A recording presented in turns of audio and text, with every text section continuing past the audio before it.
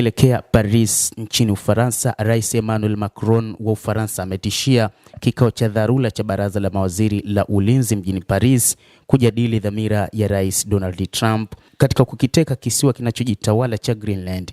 Afisa mmoja wa Ufaransa amethibitisha kuwa mkutano huo ulikuwa umepangwa kuanza saa 2 asubuhi kwa majira ya eneo hilo.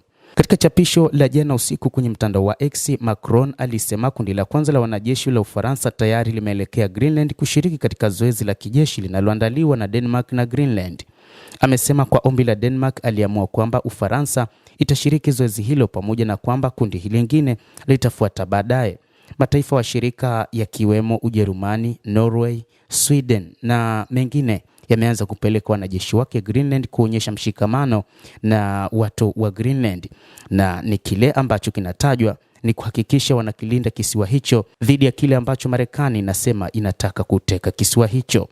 Mipango ya rais wa Marekani Donald Trump ni kuhakikisha anakiteka kisiwa hicho kutokana na kauli zake kwamba China pamoja na Urusi zimekuwa na maslahi fulani katika kisiwa hicho, na anasema kwamba mipango yake ni kuona anakilinda kisiwa hicho dhidi ya kuwa katika mamlaka za mataifa ambayo ni hasimu dhidi ya mataifa ya Ulaya, akimaanisha China pamoja na Urusi.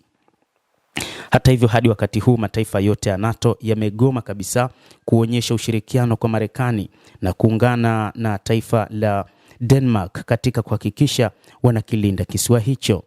Rais wa Marekani mipango yake ni kukiteka kisiwa hicho. Inadaiwa pia kwamba moja kati ya rasilimali zilizopo katika kisiwa hicho ni pamoja na madini adimu, rare earth, ambazo rais wa Marekani amekuwa akizitafuta kwa muda mrefu.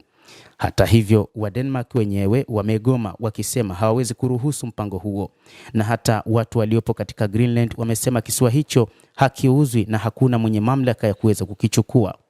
Endelea kutufuatilia na usisahau kulike, kucomment, kadhalika kusubscribe channel yetu hii.